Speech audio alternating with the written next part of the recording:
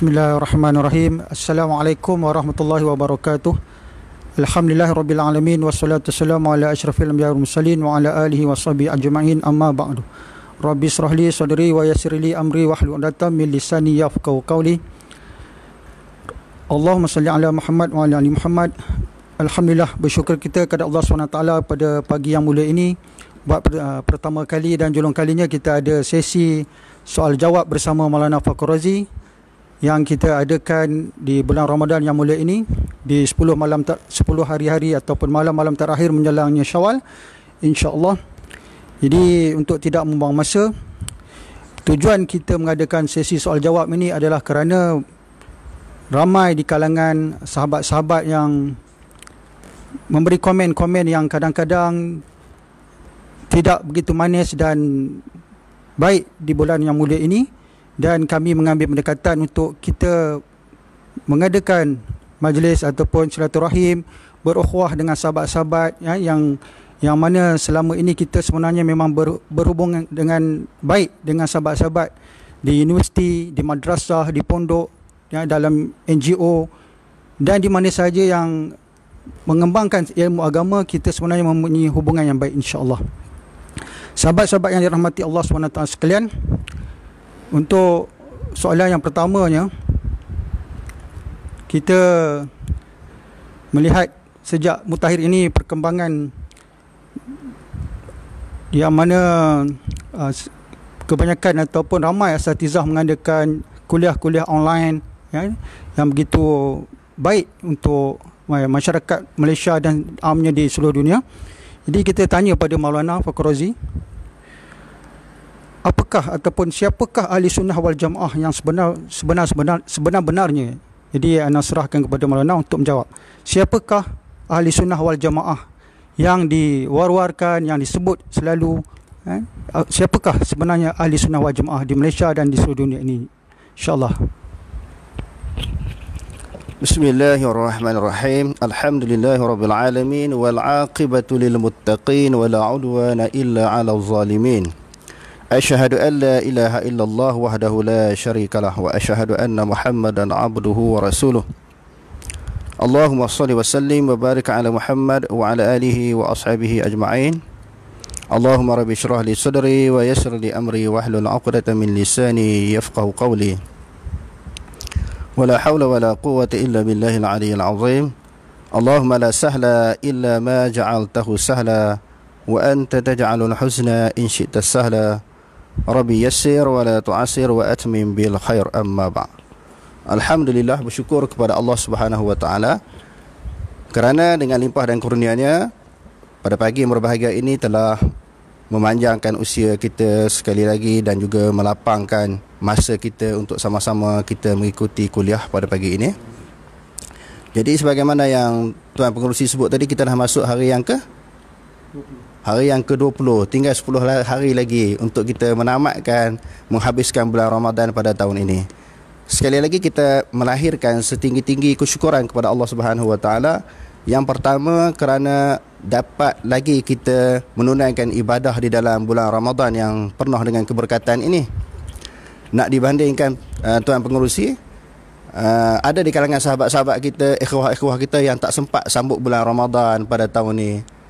Contoh yang terdekatnya bagi saya, arwah isteri saya sendiri, tak sempat nak sambut bulan Ramadan. Jadi kita sempat lagi, dan insya-Allah Allah Ta'ala akan panjang umur kita lagi untuk kita menghabiskan, menamatkan bulan Ramadan ini dengan ibadat kepada Allah Subhanahu wa taala untuk mengtakarubkan, mendekatkan diri kita kepada Allah. Jadi berhubung dengan soalan yang dikemukakan tadi, sebenarnya saya sebenarnya dah banyak kali jawab. Tapi walaupun berkali-kali jawapan itu dikemukakan di dalam kuliah-kuliah tazkirah dan juga ceramah, tetapi masih lagi di sana orang duk berkelahi lagi, siapakah ahli sunnah wal jamaah. Dan yang paling malangnya, mereka mengkelompokkan diri mereka sahaja, puak mereka sahaja ahli sunnah wal jamaah, dan di dalam waktu yang sama mereka cuba mengeluarkan pihak lain, orang lain, yakni mereka-mereka yang tidak sealiran dengan mereka daripada ahli sunnah wal jamaah. Itu satu masalah, Tuan Pengerusi. Yang kedua, setelah dikeluarkan dicop pula sebagai susulan, tindakan susulan dicop pula. Ahli sunnah wal jamaah kami saja dalam kumpulan kami ni, yang lain bukan ahli sunnah wal jamaah. Kalau bukan, siapa kumpulan tu? Lalu dicop pula, sebagaimana yang pengurusi sendiri tahulah, dicop pula dan dituduh, dilabelkan sebagai sekian-sekian, sebagai Wahabiyah. Jadi saya rasa, saya nampak benda ni tidak baik, apatah lagi di bulan Ramadan. Di bulan Ramadan yang penuh dengan keberkatan ini, dan kita pun tahu sesiapa yang melakukan, tidak meninggalkan perkataan dusta di dalam bulan Ramadan, dia tidak meninggalkan ayat-ayat, perkataan-perkataan cumuhan-cumuhan kepada saudara seagama dengan dia. Nabi SAW sebut di dalam hadis yang sahih, Allah Subhanahu Wa Taala tak berhajat untuk dia meninggalkan lapar dan dahaga. Sebab apa? Sebab puasa dia sia-sia dengan tutur kata yang dia lontarkan kepada saudara yang seagama dengan dia. Mungkin saya jawab panjang sikit soalan yang dikemukakan oleh tuan pengerusi ini yang tadi, sebelum nak cerita siapa ahli sunnah wal jamaah. Ini bukan sahaja berlaku daripada kalangan kelompok-kelompok Islam yang berbeza pandangan di antara satu sama lain, yang lebih ketara daripada kalangan puak-puak politik, ahli-ahli politik, ahli-ahli yang terlibat di dalam mana-mana parti politik. Mereka menuduh orang begini. Jadi itu juga termasuk di dalam larangan Nabi SAW, bahawa Allah Subhanahu Wa Taala tidak memerlukan mereka menahan diri daripada lapar dan dahaga, kerana puasa mereka dihapuskan pahala di sisi Allah Subhanahu Wa Taala. Dan sebelum saya nak masuk jawab kepada soalan tadi, saya nak minta maaf kepada hadirat yang mungkin terguris dengan perkataan saya, yakni saya pernah sebut kerajaan pintu belakang. Sebenarnya saya mengambil perkataan ini, saya meminjam perkataan daripada orang lain. Bukan itu pendirian saya dan bukan itu tuduhan saya. Kerana dalam Al-Quran sendiri dia banyak ayat-ayat perli, ayat-ayat simbolik. Di antaranya waqalu takhadallahu walada subhanah. Mereka mengatakan Allah Subhanahu Wa Taala memiliki anak. Subhanahu, Maha suci Allah Taala daripada memiliki anak. Jadi saya pinjam perkataan orang lain untuk menjadi perbahasan, perbincangan di dalam ucapan saya. Tapi ahli politik ini dia terasa. Sebahagian mereka ini, bahkan mungkin kebanyakan mereka ini yang memiliki hati tisu. Mereka boleh menghentam orang walaupun di dalam bulan puasa. Kadang-kadang kita tersebut perkataan itu pun mereka menjadi satu masalah yang besar. Ala kulli hal, saya minta maaf dengan perkataan yang saya sebut itu. Kembali kepada soalan yang dikemukakan oleh tuan pengurusi tadi, siapakah ahli sunnah wal jamaah? Saya dah sebut beberapa kali. Kalau kita rujuk di dalam kitab Ithaf Sadatil Muttaqin, iaitu syarah kepada Ihya Ulumuddin, ahli sunnah wal jamaah ini disebut tiga. Pertamanya ahlul hadis. Ahlul hadis ni kalau kita tengok di Malaysia ni golongan salafi pengurusi. Golongan yang dilabelkan sebagai Wahabi itu, golongan salafi itulah ahli hadis. Mereka ada pegangan mereka sendiri, ada manhaj mereka, ada pegangan mereka yang bersandarkan kepada, kalau bab akidah ni, ulama-ulama salaf. Kita dah bahas banyak kali dan kita bentangkan beberapa buah kitab tentang pegangan mereka. Yang kedua, yang menjadi majoriti kepada penduduk Malaysia ini, orang yang berpegang kepada golongan Asy'ariyah. Asy'ariyah ni termasuklah Maturidiyah. Kalau kita tengok di dalam Ithaf Sadatil Muttaqin, Asy'ariyah Maturidiyah juga termasuk daripada kalangan ahli sunnah wal jamaah. Yang ketiga, ahlul kashfi wal wujdan, iaitu golongan tasawuf. Golongan tasawuf yang pegangan mereka sejajar, secocok dengan Quran hadis, yang tidak terpesong daripada Quran hadis, maka golongan ini juga dianggap sebagai ahli sunnah wal jamaah. Dan yang kedua, tentang hadis perpecahan umatku terbahagi kepada 73 puak. Saya dah sebut bagaimana kedudukan perbahasan hadis tersebut. Ada periwayat-riwayat yang sahih tak sebut kulluhum finnar illa wahidatan. Hadis yang sahih tidak sebut mereka semuanya masuk neraka kecuali satu. Yang riwayat-riwayat yang sahih tidak ada. Bila kata kecuali satu, pakat-pakat dok mengaku kamilah kumpulan yang satu itu. Kumpulan A, kumpulan B, kumpulan C, kamilah yang kumpulan yang dimaksudkan oleh Nabi. Yang lain bukan ahli sunnah wal jamaah, yang lain masuk neraka. Siapa kata? Nabi kata. Tengok. dia salah faham terhadap hadis itu. Yang kedua, ulama kata hadis itu tidak dimuatkan di dalam Sahih Bukhari dan Muslim. Sebahagian ulama mengatakan hadis ini dhaif. Sebab Imam Bukhari, Muslim ni sangat bersungguh-sungguh, beria-ria, pantang jumpa mana-mana hadis sahih, dia mesti memasukkan di dalam Sahih Bukhari dan Muslim. Dan sebahagian ulama kata tidak sahih. Kalau nak kata sahih pun, yang kata semua masuk neraka kecuali satu, tak betul. Bahkan orang Yahudi dan juga Nasrani baru berpecah 71 dan 72. Umat Nabi Muhammad SAW yang dikatakan kuntum khaira ummatin, kamu sebaik-baik umat. Tiba-tiba umat Nabi Muhammad, perpecahan yang berlaku daripada kalangan mereka lebih besar, lebih ramai, lebih banyak. Munasabah ke? Ini hadis-hadis yang dibahaskan oleh ulama. Jadi kita kena mengaji hadis ni. Kalau kita tak mengaji, kita tak faham. Jadi secara ringkas dan kesimpulannya, Ahlussunnah wal Jamaah, tiga golongan yang saya sebutkan tadi, rakyat Malaysia ni tak kira apa parti, apa kumpulan, dia termasuk di dalam Ahlussunnah wal Jamaah, dan kita tidak boleh mengeluarkan mereka daripada kumpulan, daripada lingkungan daerah Ahlussunnah wal Jamaah. Wallahu a'lam. Jazakallah khairan Maulana. Jadi kita memang tidak bolehlah bermudah-mudah untuk mengeluarkan. Tak boleh, ya. Semua saudara kita innamal mu'minuna ikhwatun. Ya, jadi kita kena hati-hati tuan-tuan dan puan-puan, sidang kuliah online atau soal jawab online ni, kita tidak boleh bermudah-mudah untuk mengeluarkan sahabat atau akhwah kita daripada ikhwah kita, daripada keluar daripada Ahlussunnah wal Jamaah. Jadi alhamdulillah penerangan yang rasanya lengkap daripada perbincangan awal kita. Jadi kita terus kepada soalan yang kedua. Jadi perselisihan ni bukannya dia sekarang saja, tuan-tuan dan puan-puan, daripada dulu lagi. Jadi kita terus kepada soalan yang kedua. Adakah ataupun apakah perselisihan antara golongan Asy'ariyah dan Salafi di Malaysia boleh dianggap salah satu golongan ini sesat dan terkeluar dari Ahlussunnah wal Jamaah? Saya ulang, apakah perselisihan di antara golongan Asy'ariyah dan Salafi di Malaysia boleh dianggap salah satu daripada golongan ini sesat dan terkeluar dari Ahlussunnah wal Jamaah? Dipersilakan. Soalan yang kedua ini lebih kurang dengan soalan yang pertama jugalah.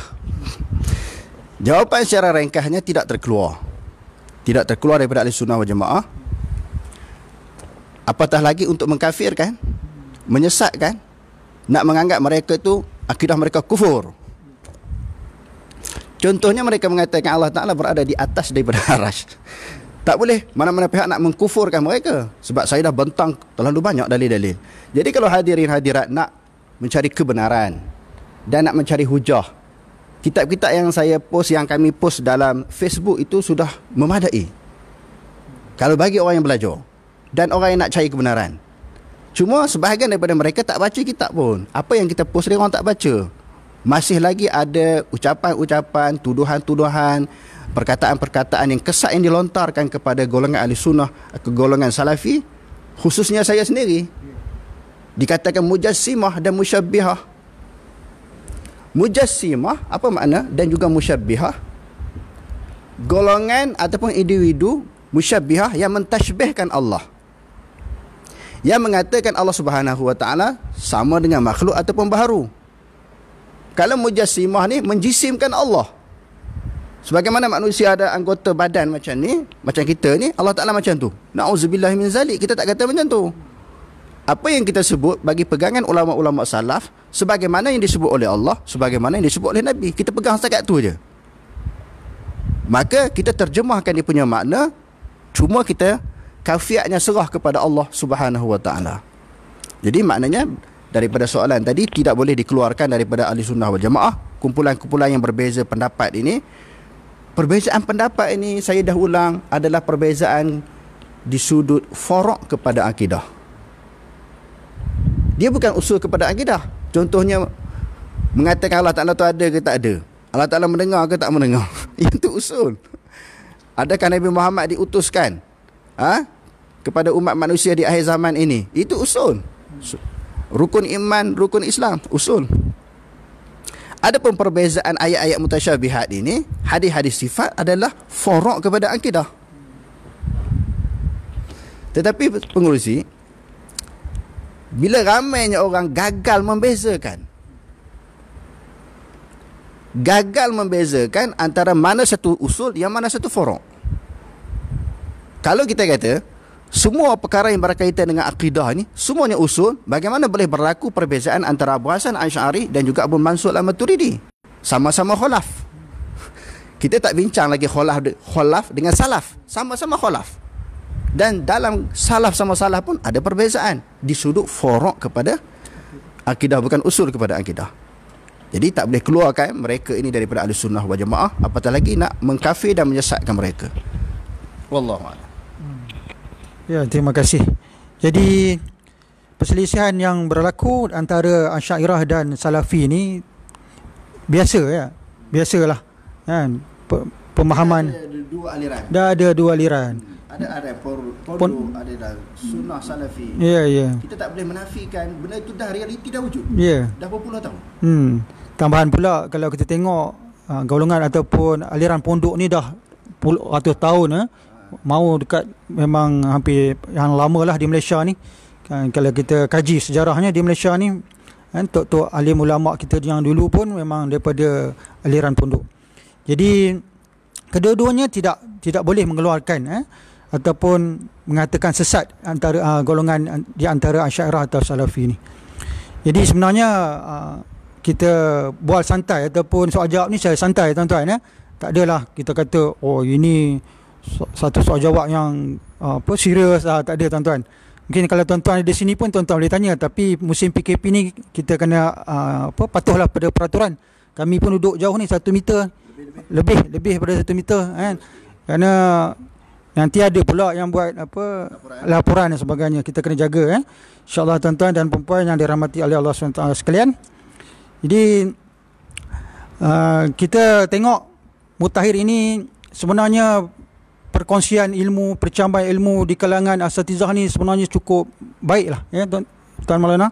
Memang kita rasa bersyukur, kita rasa satu perubahan, satu perkembangan ilmu yang begitu baik untuk sama ada orang awam ataupun sesiapa saja untuk sentiasa mengkaji, bertanyakan jika ada sebarang perselisihan ataupun permasalahan untuk kita sama-sama. Kadang-kadang ada asatizah ni dia lebih dekat bahagian ini cabang ilmunya, yang ini ada lebih kat sini, kita sama-sama.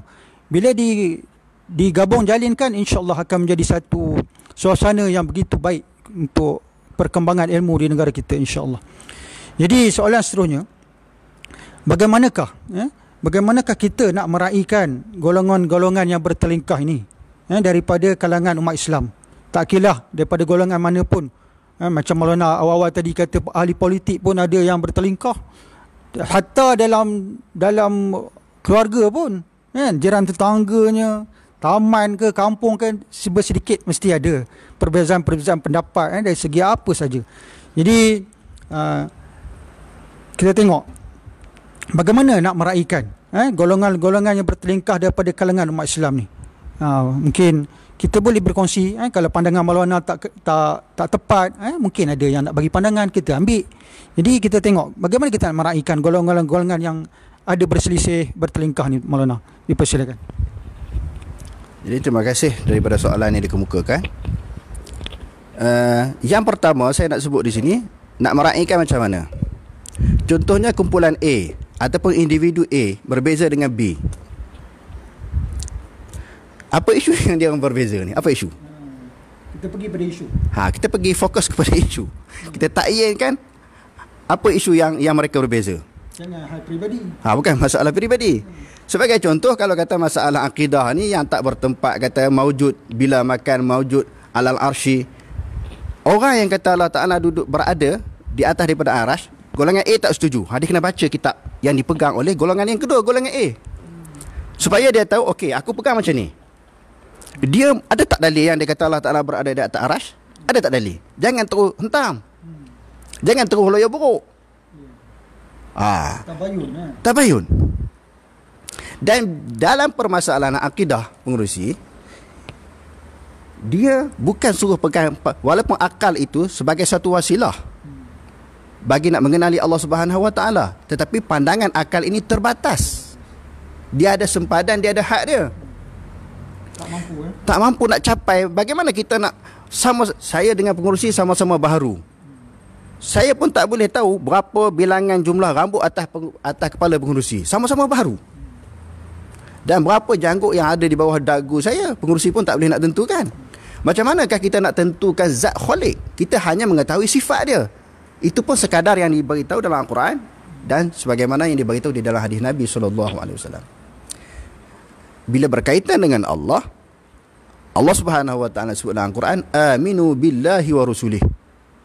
Beriman kepada Allah Subhanahu Wa Taala dengan rasulnya. Beriman saja. Apa yang Allah Taala sebut? Jangan duk buat satu andaian. Kalau begitu. Demo yang mengandaikan. Kalau kata Allah Ta'ala berada atas arah, sama dengan makhluk. Qiyah tu dah tak betul. Qiyah tu dah salah. Kalau kita kata Allah Ta'ala berada di atas arah, sama dengan makhluk. Sebab makhluk pun perlu kepada tempat. Kita kata Allah Ta'ala tu tak bertempat. Ulama-ulama salaf tidak menterjemahkan tempat. Bila kata arah pada arah, kita tak tahu. Wallahu alam. Makhluk yang paling tinggi adalah arash. Atas pada arah tu kita tak sebut tempat. Tetapi golongan ini menterjemahkan tempat. Dia qiyah dengan makhluk. Mana boleh sifat dan juga zat Allah Ta'ala yang qadim, yang sedia, diqiyahkan dengan sifat-sifat yang baharu, yang terdedah dengan berbagai-bagai kelemahan. Okey, yang pertama, bila berkaitan dengan zat dan sifat Allah Ta'ala, aminu billahi wa rasulih. Aminu billahi wa rusulih. Berimanlah kepada Allah dan juga para rasulnya. Jangan nak bertikai. Tadi saya sebut akal. Lau kana ad-dinu bir-ra'yi, Sayyidina Ali kata, perkataan Sayyidina Ali ini dinakalkan oleh Imam Abu Daud di dalam kitab Mashu 'alal Khufain. Sapu di atas dua khuf. Jadi Sayyidina Ali kata, "Lau kana ad-dinu bir-ra'yi lakana asfalu khuffi aula bil mashi min a'lahu, walakin ra'aitu Rasulullah sallallahu alaihi wasallam yamsahu 'ala khuffai." Kalau sekiranya agama ini didasari dengan akal fikiran, dengan logik, sudah tentu khuf itu disapu daripada pihak bawah. Saya pernah duduk hampir 10 tahun tuan mengurusi di Pakistan. Saya biasa pakai khuf musim sejuk. Yang kotornya tuan pengurusi tapak khuf itu. Tetapi bila kita mengambil sembahyang, Nabi SAW mengajar kita menyapu di pihak atas. Sedangkan pihak atas bukan kotor. Kalau ikut logik, kena sapu belah bawah. Sebab itu Sayyidina Ali kata, kalau sekiranya agama itu diasaskan dengan logik, khuf disapu di sebelah atas, disapu di sebelah bawah, bukan di sebelah atas. Menunjukkan agama ini dia berdasarkan kepada fakta, dalil, hujjah. Qul hatu burhanakum in kuntum shadiqin.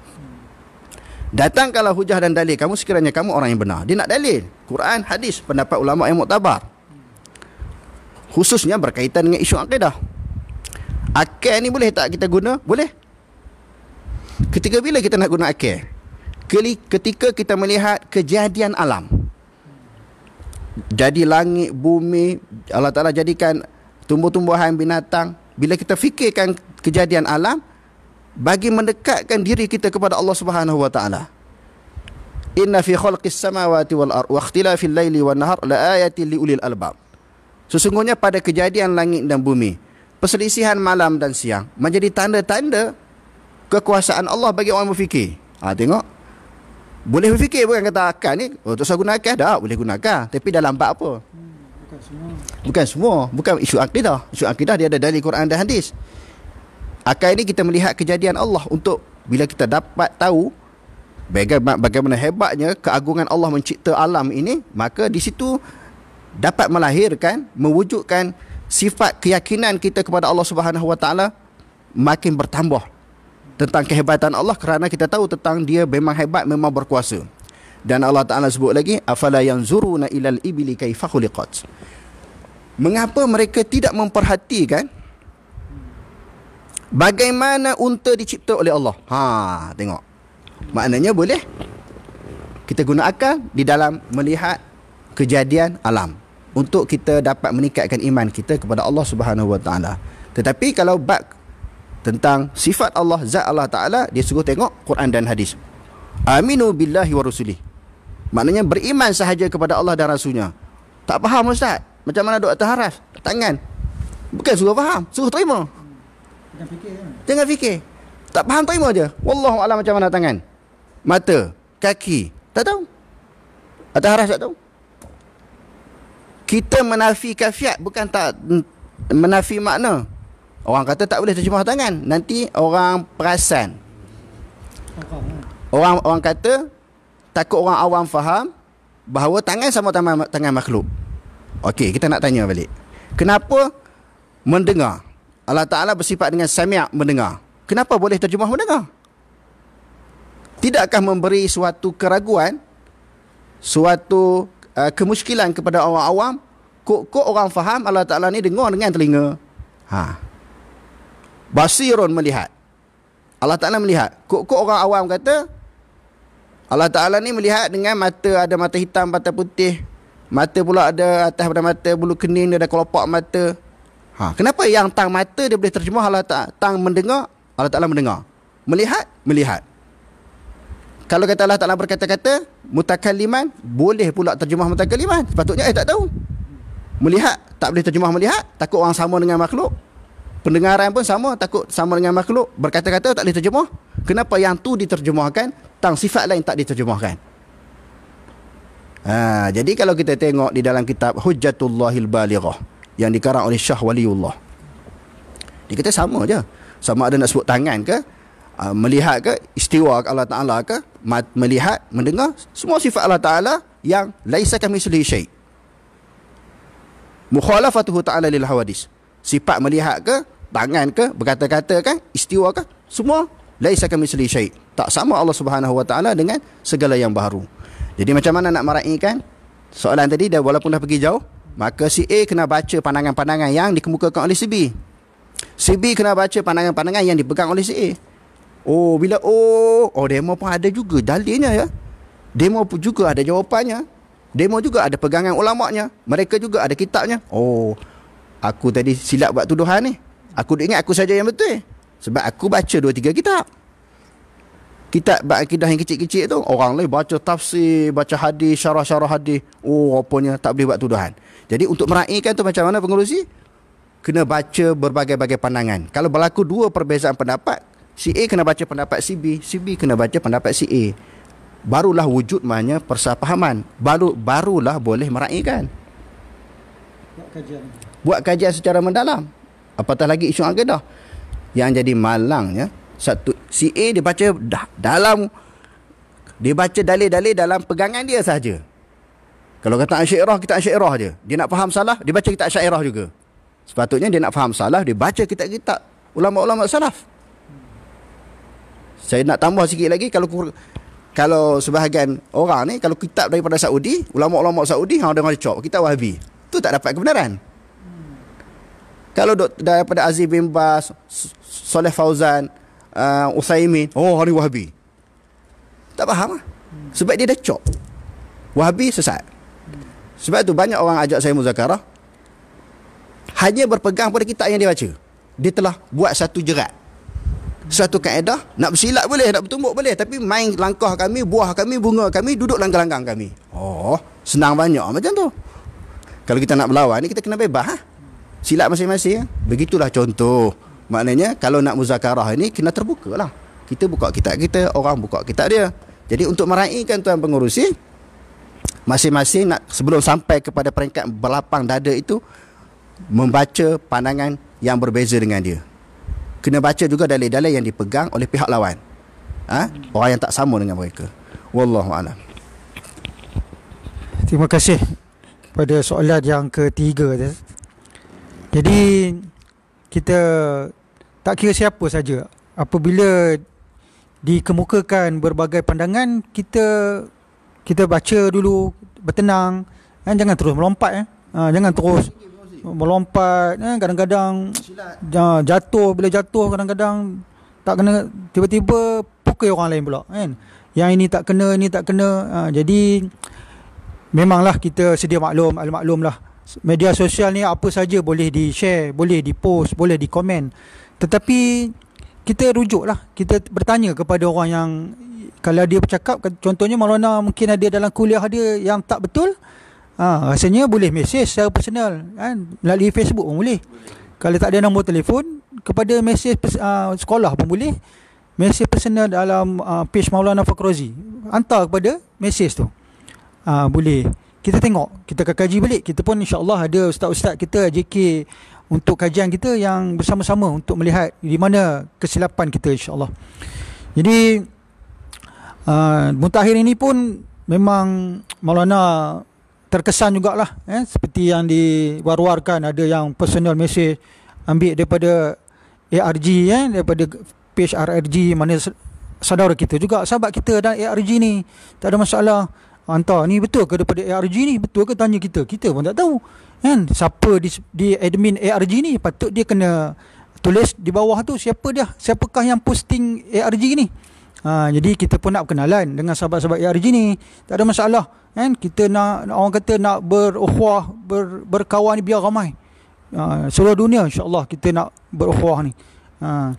Jadi soalan yang keempat, seterusnya, benarkah Maulana ada membuat tawaran debat, bukanlah debat, buat tawaran muzakarah? Bila guna debat ni, dia macam negatif. Sebenarnya debat ni, debat piala daripada menteri, MCKK biasa menang. Debat piala diraja, Malaysia dah biasa dengan debat-debat ni. Tetapi bila bab bincang bab akidah dan sebagainya, dia jadi panas. Dia jadi mengeluarkan ayat-ayat yang kadang-kadang tak selayaknya bagi seorang Islam. Jadi kita pun rasa tak seronok lah. Jadi kita tanya sendiri pada Maulana, betul ke Maulana ada tawaran muzakarah kepada mana golongan ARG, mana-mana pihak lah. Kami pun minta maaf lah kan. Ada yang kata kenapa guna nama ARG, minta maaf dulu, tak ada masalah. Kalau kita buat silap, kita minta maaf kepada mana-mana golongan lah, mana-mana kumpulan. Adakah Maulana menawarkan muzakarah ataupun memang suka sebut debat, kita katalah muzakarah kepada mana-mana golongan? Minta Maulana jelaskan. Dipersilakan. Terima kasih terhadap soalan yang berikutnya. Kalau cadangan debat terbuka, saya pernah cadangkan bagi kerajaan, kerajaan yang memerintah. Sebab kita ni sebuah organisasi yang kecil. Jadi kerajaan yang memerintah saya cadangkan buat debat lah, dianjurkan oleh kerajaan, secara rasmi. Kita ni siapa, orang Perak panggil kodi je. Kami organisasi kami ni kodi je, kecil je. Kalau untuk debat ni yang melibatkan kita kata Jabatan Mufti, Ahli Majlis Fatwa kan, JAKIM dan sebagainya, debat ni bukan untuk mencari perbalahan, untuk menegangkan, mengeruhkan suasana.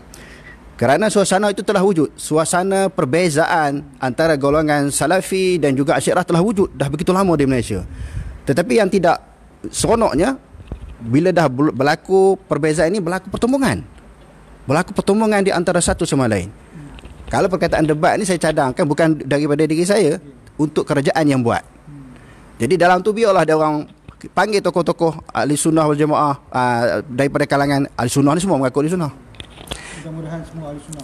Semua ahli sunnah. Panggil tokoh-tokoh Aswaja, Asy'ariyah, tokoh guru pondok, kita kata golongan tokoh-tokoh yang ada dalam Salafi yang dilabelkan sebagai Wahabi ni, panggil. Duduk dalam satu majlis, berbincang muzakarah.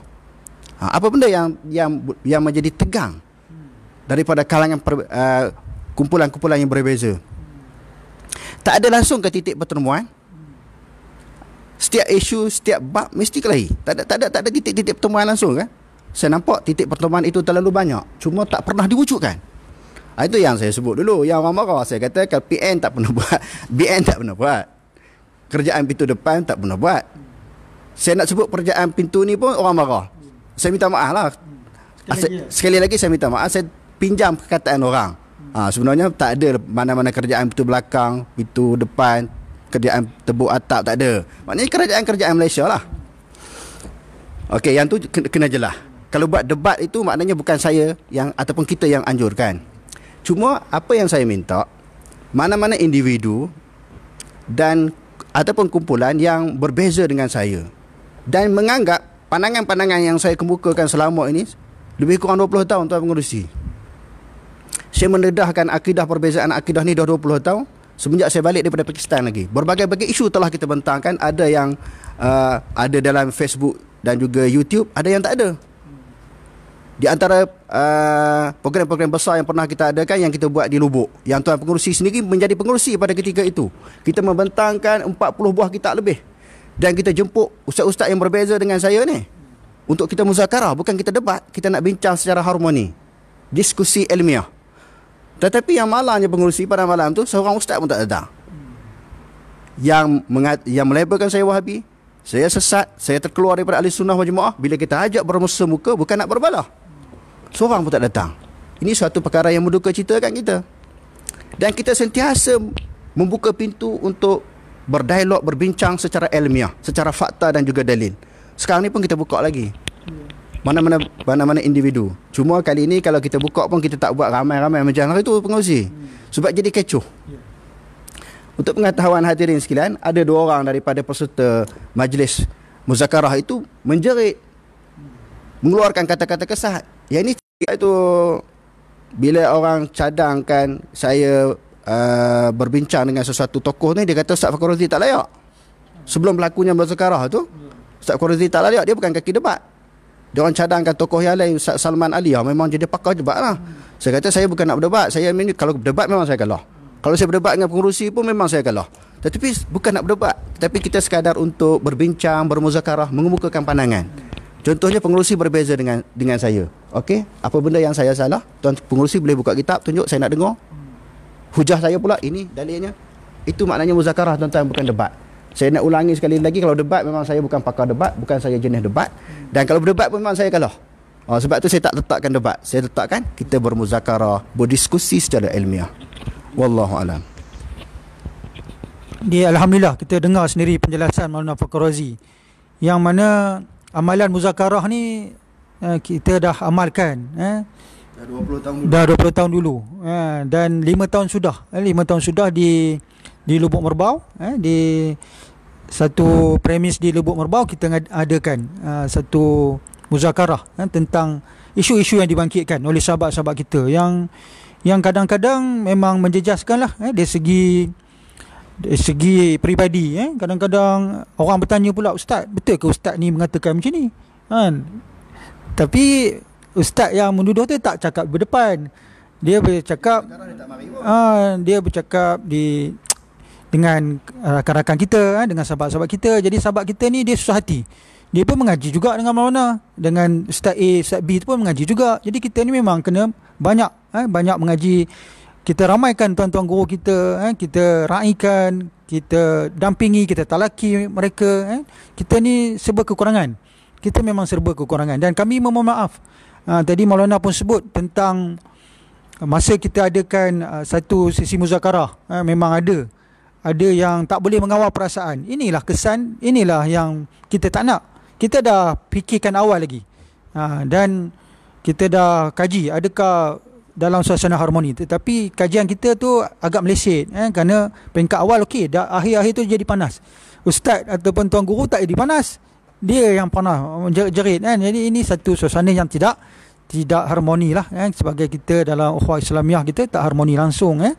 Jadi kita nasihatkanlah kepada sahabat-sahabat yang nak tengok sangat Maulana berdebat. Dia orang suka sangat. Itu yang Maulana disebut kadang-kadang bila berbual ni, eloknya orang yang beria tu lah, dia lah debat. Jangan tala kat ana, dia kata. Jangan tala kat ana. Sikit-sikit Maulana, teruklah dia kan. Kesian juga kan, bukan senang tuan-tuan. Sebulan kita buat kajian. Kita bukannya nak mempopularkan diri atau cari populariti. Ini bukan, niat kita tidak macam itu. Jadi memang ana pun sendiri tengok dengan beberapa orang ustaz-ustaz membuat kajian tentang muzakarah tersebut, bagaimana nak mengemukakan hujah-hujah. Jadi mudah-mudahan usaha sahabat-sahabat Maulana sendiri yang dalam membuat kajian tersebut diganjarkan pahala yang besar di sisi Allah SWT, insya-Allah. Jadi kita masih lagi dalam sesi, mungkin kita tak tahulah berapa ramai yang tengok live pada pagi ni. Mungkin kami pun ada kelemahan bercakap ni, dan seperti Maulana minta maaf tadi, saya pun nak sebut juga. Ada orang mesej juga, ada yang tanya kenapa Maulana sebut kajian pintu belakang. Oh, itu sebenarnya tak, kita ataupun Maulana sendiri dah sebut. Bukan itu yang menjadi apa keutamaan. Sebenarnya itu ayat yang selalu sebut. Tapi Maulana mungkin menggunakan ayat yang orang kata apa? Istilah seluruh bergurau, tapi orang ingat serius Jadi tidak, kita mengiktiraf kerajaan yang ada hari ini, kerajaan PN. Kerajaan yang ada hari inilah. Memang kerajaan yang sah yang menjadi kerajaan Malaysia pada hari ini. Jadi kita sambil-sambil santai ni di hari-hari akhir Ramadan ni, ada lagi soalan yang kita nak tanya pada Maulana sendiri. Tadi ada juga mesej yang minta saya tanyakan lagi. Tadi Tok Maulana dah sebut dah tentang perbezaan pendapat ni. Jadi mengapa sebenarnya berlakunya perselisihan dan perbezaan pendapat di kalangan asatizah Asy'ariyah dan Salafi, sehingga ada yang tidak boleh meraihkan antara satu sama lain? Mungkin ada sisi pandang lain. Mengapakah berlakunya perselisihan, perbezaan pendapat di kalangan asatizah? Kita semua golongan lah. Semua golongan. Kita bergaul sikit ni, kita ada juga kita dengar dan sebagainya. Jadi mungkin ada sudut pandang sisi lain. Maulana, mengapakah berlakunya perbezaan pendapat lagi? Sebelum tu, sebenarnya tadi saya dah jawab tadi.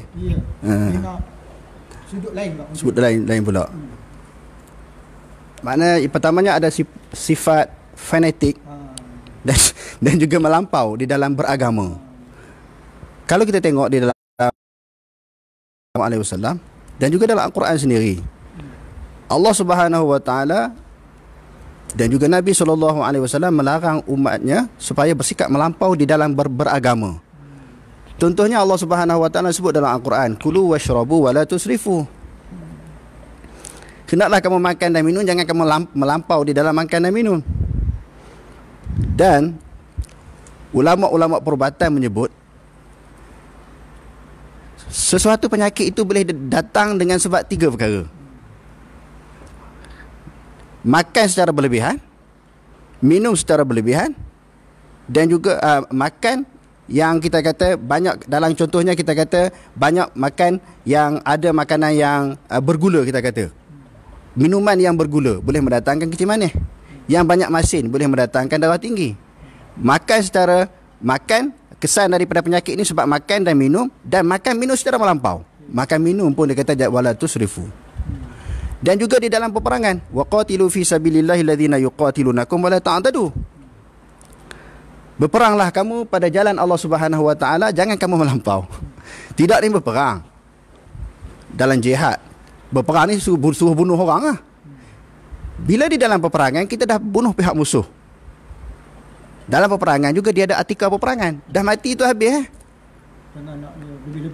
Jangan lebih-lebih lagi. Mati tu dah kita macam tentera Amerika, bila musuh dia mati macam di Afghanistan, dia kencing pula, dia cincang pula, dia bakar pula mayat tu setelah dibunuh. Ini melampau di dalam peperangan.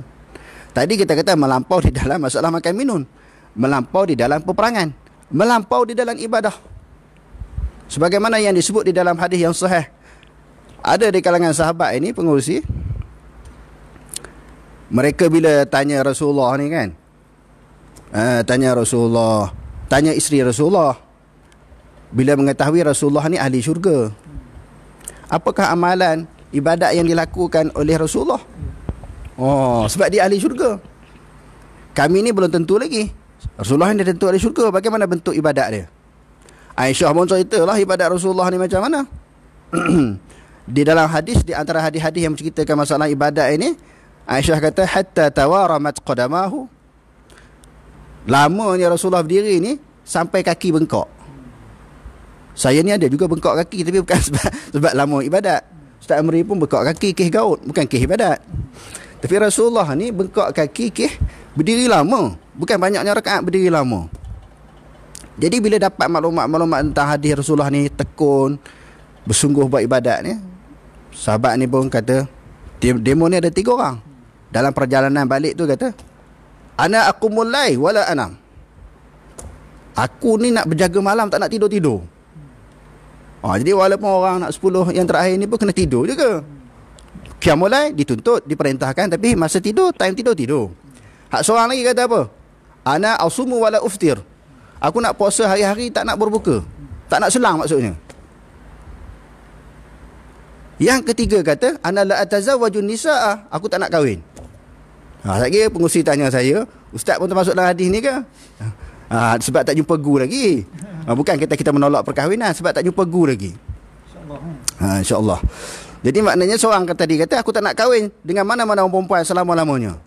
Perbualan mereka didengari oleh Rasulullah sallallahu alaihi wasallam. Rasulullah kata, ana atqakum billah. Aku paling takut, paling bertakwa kepada Allah. Ana aqumul lail wa anam. Aku qiyamul lail, aku tidur.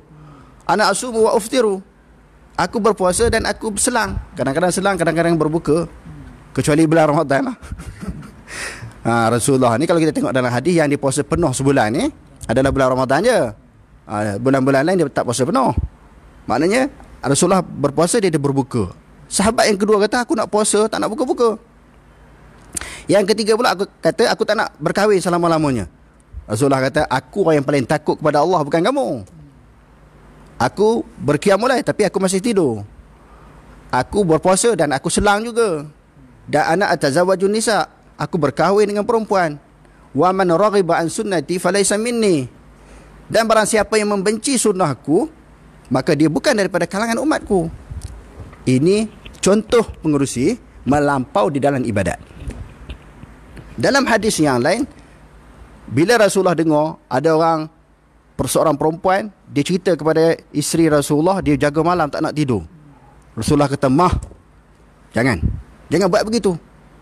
Dalam riwayat yang lain pula Rasulullah kata, la takun misla fulanin yaqumul lail fataraka qiyamal lail. Jangan jadi seperti si anu, si fulan bin si fulan. Dia berjaga malam penuh, malam-malam berikutnya dia tak jaga dah sebab letih. Bila melampau, lama-lama dia akan dikalahkan dengan sikap dia. Sebab itu di dalam hadis Bukhari menyebut, la yushadad din illa ghalabahu. Tidak ada mana-mana orang yang melampau terhadap agama ini melainkan dia akan ditekwaskan. Dalam ibadat dia akan jadi lemah, dalam perjuangan dia akan jadi lemah kalau melampau. Dalam beragama ni dia akan jadi lemah kalau kita melampau. Dan sikap ataupun sifat melampau ini pengerusi memang dimiliki oleh ahli kitab Yahudi dan Nasrani. Sebab itu Allah Ta'ala sebut dalam Al-Quran, ya ahlal kitab la taghlu fi dinikum wa la taqulu 'ala Allahi illal haq. Wahai ahli kitab, jangan kamu melampau di dalam urusan agama kamu. Oh, orang Yahudi Nasrani ni melampau. Jadi Allah Ta'ala sebut pesan nasihat kita sebagai orang Islam, umat Nabi Muhammad sallallahu alaihi wasallam, ummatan wasata ini adalah merupakan satu umat yang adil, pertengahan. Suatu umat yang tidak melampau ini jangan mencontohi sikap melampau daripada kalangan orang-orang Yahudi dan juga Nasrani yang disebut sebagai ahli kitab.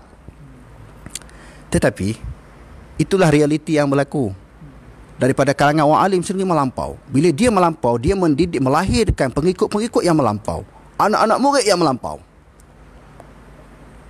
Terlalu mudah menghukum orang lain, melabel orang lain, mengeluarkan orang lain yang tak sewaktu dengan mereka, mengeluarkan mereka daripada ahli sunnah wal jamaah.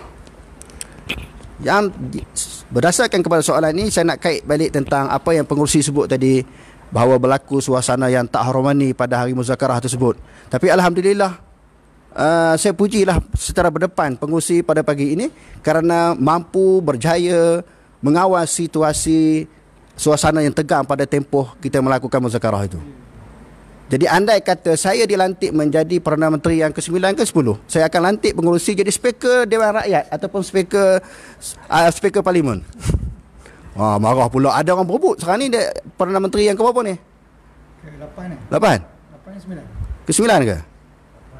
8. Kalau saya dilantik sebagai Perdana Menteri yang ke-9, saya akan lantik Tuan Pengerusi menjadi speaker Parlimen kerana berjaya mengawal suasana yang tegang. Sebab pengerusi dalam Parlimen lebih dahsyat. Baling kerusi bertumbuk. Ini bincang agama lagi ya? Bukan bincang bab agama. Yang apa yang berlaku yang kita buat hari itu sikit je. Ni orang akan marah pula ni. Dia nak jadi Perdana Menteri, orang lain dah nak berebut ni mesti bulan puasa ni. Nak cantah-mencantah ni. Tiba-tiba naik Ustaz Fakhr Razi. Apa komen ni? Datuk Mahyudin Yassin, Tan Sri Mahyudin Yassin pun tak ada senarai, boleh naik. Fakhr Razi. Adakah mustahil bagi Allah? Itu seluruh je tuan-tuan kan. Nak bagi orang politik panas sikit. Sebab pakai-pakai berebut bulan puasa ni, memang saya ni bukan orang politik, tak layak lah kan. Kalau kata yang ke-1000 tu, saya mungkin orang yang ke-1000 kan. Tak masuk senarai yang ke-1000 pun. Jadi nak ceritanya, pengurusi Alhamdulillah berjaya mengawal suasana tegang pada hari itu. Terima kasih. Dan insyaAllah kita akan buatkan lagi pertemuan demi pertemuan untuk mencari titik-titik pertemuan dari kalangan orang Islam yang berbeza dan bertelingkah ini, insyaAllah. Terima kasih. Sambil-sambil tadi kita bincang, ada ketika kita serius, ada bila disebutkan Perdana Menteri, ramai yang respon ni kan. Ustaz pun ada cerita-cerita kan. Sebenarnya seluruh tuan-tuan kan, nak tengok nak jadi Perdana Menteri ni mesti ada dia punya perjalanan dia kan, mesti ada pengalaman yang banyak dalam bidang terlibat dalam politik. Kita kena ambil tahu kita kena ambil tahu tentang perkembangan politik. Seperti mana yang ada kerajaan pada hari ini, kita akui memang kerajaan Malaysia yang sah kan. Maulana pun mungkin ada yang baru tengok live ni, tadi dah minta maaf, ada yang marah pada Maulana menggunakan kerajaan pintu belakang. Tidak, kita mengiktiraf, Maulana sendiri mengiktiraf kerajaan yang ada pada hari ini. Kerana kita pun berhubung dengan sahabat-sahabat kita yang dah menjadi menteri ada kita tak boleh sebut kat sini kan. Ada sahabat-sahabat kita jadi menteri dah. Ya, Alhamdulillah, kita mudah-mudahan mereka ni dipermudahkan. Sahabat-sahabat yang dah jadi menteri ni dipermudahkan dalam segala urusan mereka dalam mentadbir negara, insya-Allah. Jadi tuan-tuan dan puan-puan, ada satu ni. Satu ni sebagai lepas ni Maulana terus buat kesimpulan. Gulung macam mana kalau takraw tu orang kata apa, macam-macam cara gulung kan. Yang ini Maulana terus gulung. Apakah nasihat untuk kami ataupun kita sendiri, sahabat-sahabat Asy'ariyah dan Salafi, dalam kita bergaul sama ada dalam media sosial maupun dunia realiti, dunia yang sebenar ni, sebagai seorang Muslim yang bersaudara dari pandangan Al-Quran dan Hadis. Bagaimanakah kita bergaul dalam semua golongan lah. Kadang kita ni tak boleh lah sebenarnya nak kelompok-kelompokkan, tetapi dah jadi satu fenomena, dah jadi biasa. Yang ni dia ni macam ni, yang ni macam ni. Sebenarnya kita ni umat Islam kan. Memanglah pandangan pendirian, pendekatan mungkin berbeza-berbeza, tetapi kita dengar bagaimana kita nakkan bagaimana kita dalam bermedia sosial ni, ramai penuntut-penuntut ilmu, orang kata suka juga menggunakan media sosial untuk meraih pahala. Itu bagus. Dan masa yang sama menitipkan komen-komen yang memperli, menjatuhkan. Tadi satu suasana bulan puasa pula tu. Dulu ada sahabat kita kata bulan puasa ni orang dah tak pergi mana? Ke tempat-tempat maksiat. Okey, Alhamdulillah. Tapi dalam masa yang sama jari jemari ni laju je. Jadi okey, kita dengar nasihat dan terus buat kesimpulan. Masa pun dah hampir sejam. Jadi kita dengar perkongsian daripada Maulana untuk di akhirnya ni. Yang pertama, Tuan Pengerusi, kita nak nasihatkan pada diri saya sendiri tentang sepotong hadis yang diriwayatkan oleh Imam Bukhari di dalam sahihnya, di dalam Kitabul Iman. Al-Muslim man salima al-muslimun min lisanihi wa yadihi. Orang Islam yang sempurna itu adalah orang Islam yang lisan dia dan juga tangan dia selamat daripada menyakiti orang lain. Dulu kita kata menyakiti orang ni mungkin tumbuk, mungkin kita pukul, kita tikam, kita tembak. Menyakiti orang ni, tangan sekarang ni dia tulis, dia type, dia post dalam WhatsApp, Facebook, ayat-ayat yang menyakitkan, yang bagi orang berkelahi, berbalah, ayat perli dan sebagainya. Menariknya dalam hadis ini Nabi SAW mula dengan lisan. Kerana apa? Kebanyakan dosa daripada lisan. Inilah yang berlaku, kebanyakan dosa daripada lisan. Mudah. Sebab tu di dalam kitab-kitab tasawuf menyebut man kathura kalamuhu kasura khat'uhu, wa man kasura khat'uhu kasura zambuhu, wa man kasura zambuhu fannaru aula bih. Barang siapa yang banyak cakap, banyak dosanya. Kecuali cakap ceramah lah, panjang tak apa. Cakap yang sia-sia. Barang siapa yang banyak cakap, banyak salahnya. Barang siapa yang banyak salah, banyak dosanya. Kalau kita sekarang ni tak cakap, ada type. Barang siapa yang banyak dosanya, neraka itu lebih aula. Bahkan orang Arab kata, kam mim maqabirin qitalu lisanihi. Berapa banyak orang masuk, orang mati dalam kubur ni dengan sebab lisan dia. Berapa banyak orang kena bunuh, kena belasah dengan orang dengan sebab mulut dia. Sebab itu orang pepatah Melayu ada sebut apa? Kerana pulut santan binasa. Kamu nak raya, buat lemang dengan pulut, dengan santan, ketupat dengan santan, habis lingkup, tambah lap dengan rendang pedas kan, licin. Kerana pulut santan binasa, kerana mulut badan binasa. Orang Arab kata apa tadi? Kami maqabirin qitalu lisanihi. Berapa banyak orang mati dalam kubur tu sebab mulut dia. Kena jaga mulut. Sekarang ni bukan mulut je tuan pengerusi, sekali jari. Nampak? Muslim yang baik itu dia jaga dia punya lisan dia dan juga tangan dia daripada menyakiti Muslim yang lain. Berbeza, memang berbeza. Tak boleh lari sebab aliran di dalam negara kita berbagai-bagai aliran. Tak boleh lari dah. Hak pondok dengan cara pondok. Anak cucu kita, saudara mara kita, sahabat handai kita yang belajar di luar negara, dia akan bawa balik fikrah tu. Adakah kita nak sekat? Tak boleh nak sekat. Dah bilangan mereka, jumlah mereka terlalu ramai. Bahkan mereka ada sekolah yang banyak. Perbezaan tak boleh lari. Cuma kena raikan. Nak raih tu macam mana? Nak tasamuh tu macam mana? Kena tahu bahawa perbezaan itu berlaku di dalam masalah banyaknya forok kepada agama. Kita masih lagi orang Islam yang bersaudara. Innamal mu'minuna ikhwatun.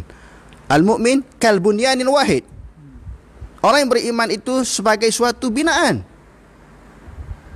Yashuddu ba'du ba'da. Saling kuat menguatkan, saling kukuh mengukuhkan di antara satu sama lain. Macam mana kita nak jawab kalau andai kata ada soalan dalam kubur? Sebab saya kata andai kata, sebab ada ulama kata hadis ini tidak kuat, ada ulama kata kuat. Seperti, siapakah saudara kamu? Kalau soalan itu tanya kepada kita, kita nak jawab apa? Kita akan jawab al-muslimun ikhwani, semua orang Islam tu saudara aku, walaupun dia berbeza dengan aku. Ataupun kita nak jawab, yang ni kelompok ni sahaja saudara aku, yang lain bukan saudara aku. Tak boleh. Kita kena jawab semua orang Islam adalah saudara kita. Jadi maknanya kembalilah kepada Quran dan Sunnah. Bila kembali kepada Quran dan Sunnah ini, hadirin sekalian, yang terakhir saya nak sebut, walaupun berlaku perbezaan, bagaimana Quran mengajar kita supaya berlapang dada, bagaimana Quran mengajar kita supaya kita saling melakukan perbincangan dan muzakarah. Yang Allah Ta'ala kata, hendaklah bermusyawarah daripada kalangan mereka. Fa iza azamta fatawakkal 'ala Allah. Bila kamu telah berazam, serah kepada Allah Ta'ala. Macam kita duk buat muzakarah ni, hasil dia macam mana? Serah kepada Allah Ta'ala. Walaupun dah banyak kali kita buat, orang duk berperang lagi, berbeza lagi, bertelingkah lagi, duk kelahi lagi, serah kepada Allah. Itu bukan kerja kita. La haula wala quwwata illa billahil aliyyil azim. Tidak ada daya dan upaya daripada kita melainkan dengan kekuatan yang datang daripada Allah Ta'ala yang maha agung, yang maha tinggi. Jadi kita buat sepanjang ni, insya-Allah kita akan buat lagi, buat tumbuhan. Sampai bila? Sampai kita mati kita akan menyampaikan seruan dakwah. Ud'u ila sabili rabbika bil hikmah wal mau'izati hasanah wajadilhum billati hiya ahsan. Serulah manusia, ajaklah, panggillah manusia kepada jalan Tuhan kamu dengan penuh kebijaksanaan. Ulama tafsir kata bil hikmah, yakni bil Quran, wa bil hadis, dengan Quran dan dengan hadis Nabi. Bahkan Quran membenarkan kita wajadilhum, yang pengurusi sebut tadi, berdebatlah dengan mereka dengan cara yang baik, bukan berbalah, bukan berkelahi, tetapi untuk mencari titik-titik pertemuan. Saya rasa sekadar itu dulu, insya-Allah. Wallahu a'lam. Aqulu qouli hadza wa astaghfirullahal azim li wa lakum. Wassalamualaikum warahmatullahi taala wabarakatuh. Okey, jadi alhamdulillah, terima kasih sekali lagi, jazakallahu khairan pada Maulana Fakhr Razi di atas jawapan-jawapan yang telah kita sama-sama kongsikan. Kita sama-sama saya tanya, dan saya minta maaf lah selaku pengerusi sementara lah kan. Maulana kata speaker, biasalah tu kan, speaker ni kadang-kadang orang tak suka kan. Jadi macam yang kita kata tadi, muzakarah, ziarah-ziarah ni insya-Allah kita akan teruskan dari semasa ke semasa, dan kita mengalu-alukan kunjungan ziarah mungkin daripada sahabat kita daripada Pahang. Kita ada sahabat kita daripada Pahang yang kata nak datang ke Perak ni, datanglah kan, kita datang sampai bagi tahu awal kita berjumpa kan. Ada yang daripada mana, ada daripada Kuala Lumpur pun ada. sahabat kita daripada Kuala nak jumpa sangat Maulana Fakhruzi ni. Dia kata Maulana ada sekian-sekian datang, kita raikan insya-Allah. Jadi kami mohon maaf, mungkin ada salah dan silap selama kita berbual santai dalam sesi soal jawab bersama Maulana Fakhruzi. Sekian, Assalamualaikum warahmatullahi wabarakatuh.